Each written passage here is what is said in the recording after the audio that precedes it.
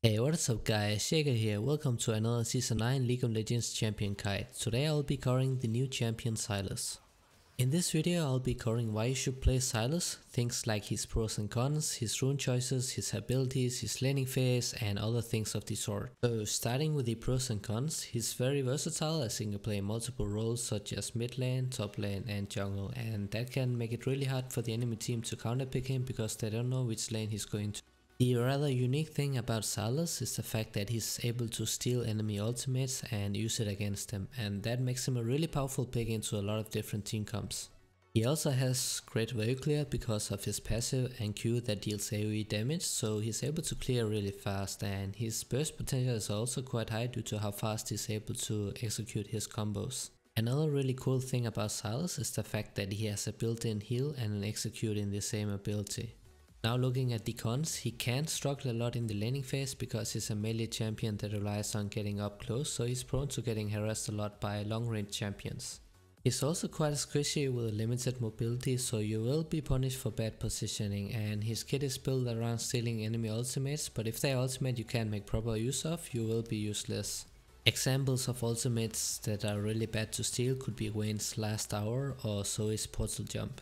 So the champion has lots of different combos, which all depends on the ultimate you steal, so obviously he's going to take a lot of time to master because you need knowledge of all the ultimates, right? So don't expect to master him in 10 games.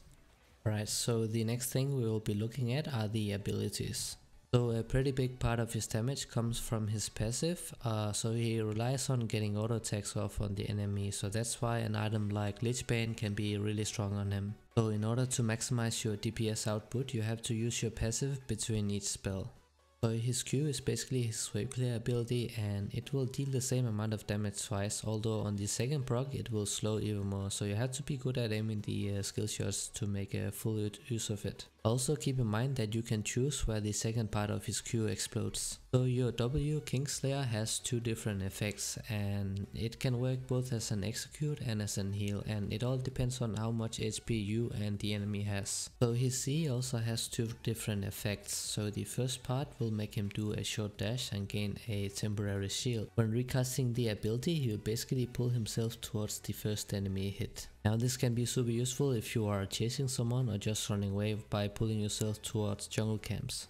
So this is the pretty unique thing about Sylas, the fact that his R hijack lets him copy enemy ultimates. After you hijack an ultimate, you can hijack the same ultimate again for a while because it will go on cooldown for 200%, but you can reduce that amount by buying CDR. Also, it's worth to mention that if you steal ultimates from champions that can transform like Shyvana and Heimerdinger, then you will be able to use all their abilities.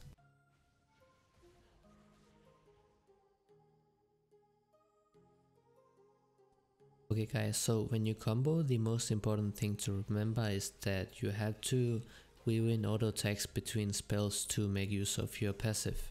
That way you will maximize your DPS output and make your W deal way more damage because it's an execute, so they need to be really low HP when you use it. And for the rune page we will be going domination primary with the keystone electrocute because it's really easy to proc with Sylas with all the different combos he has.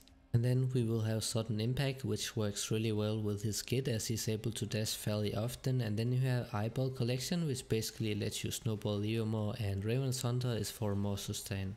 The secondary tree will be sorcery with absolute focus and gathering storm, which is basically more damage, and then we will have 2 times adaptive force in the smaller runes, while the last one is situational depending on the matchup. And this is another really popular rune path for Sylas that you can use into difficult matchups where you can proc it fairly often. Basically makes you win every single trade when you have it active because of all the resistances you get.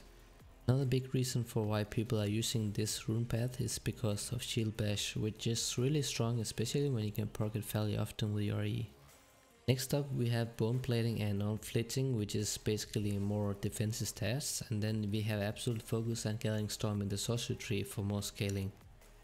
The smaller sub-runes will be 2 times adaptive force again, and then the last one is situational depending on the matchup. Going into the items, there are basically 2 different popular builds at the moment for Sylas, just like there are with runes. So the first build is basically just loot and Seiko into Lich Bane with situational items, while the other build has Hextech Protobell instead of the loot and Seiko. The main difference in these builds are the cost and the scaling. The Hextech Protobell build is basically a early mid-game power spike because it's cheaper and it also offers better wave clear. So the Hextech Protobell build can be really good if you need to snowball through the mid game and end the games fast, as it's much better for roaming since you can just push the waves with the active and then just roam. The Loot and Seiko build scales a bit better and it offers more CDR as well and some more mana, so you won't run out of mana that often.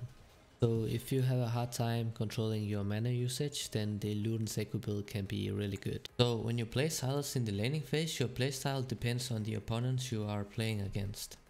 Against melee champions like Zed, you will have a much easier time because you are able to use your combos and hit them with the passive. And another thing you can do is that if Zed is close to a minion, then you can hit the minion with a passive and then Zed will get hit as well because the range is pretty big. Against these kind of matchups, you play the laning phase out by poking them with Q and trying to hit the second proc as well. And if you're able to, you can combo it with your passive and another ability for a quick electrocute proc. Just keep in mind that you should use your first cast of E to dodge skill shot like Zed's shurikens. Then while their key abilities are on cooldown, you can use your second part of E to engage. Keep in mind that whenever you go for the kill, remember to use your W last because it's an execute, right? So if the enemies are low HP, then it will deal way more damage. And if you are in a more difficult matchup like LeBlanc, then what you have to do is that you wait till the backline minions are low HP, then you last it with your Q. And it's totally fine if you can't get all the CS, because early game the most important thing is to get the XP, so you still stay relevant in terms of levels, right? So don't worry about losing too much CS, but just focus on staying healthy so you don't get killed in the laning phase. Against the more difficult matchups, the time for you to engage is when they use up all their abilities or when they miss position. Because even if they are bad matchups, if you are able to get off your combos, then you'll deal tons of damage combined with electrocute, right? So don't be afraid of engaging if you see the chance. So in terms of power spikes, Sylas spikes really hard when he has 2 and 3 items. So that's when you have to make plays either by roaming or killing your lane opponent. If the enemy bot laners have some ultimates you can use, then try and roam bot side and set up tower divers so you can extend your lead even further. Because if you don't close out the game early on, then you will struggle a bit when you reach late game, because you are a short range champion, right? And they will struggle late game because they have to get up close, and that will be way more difficult when people are starting to group up. At this point, ADCs will also start to deal a lot of damage, and that's really bad for you because Sylas is a really squishy champ, so you will get one shot if you position yourself really bad.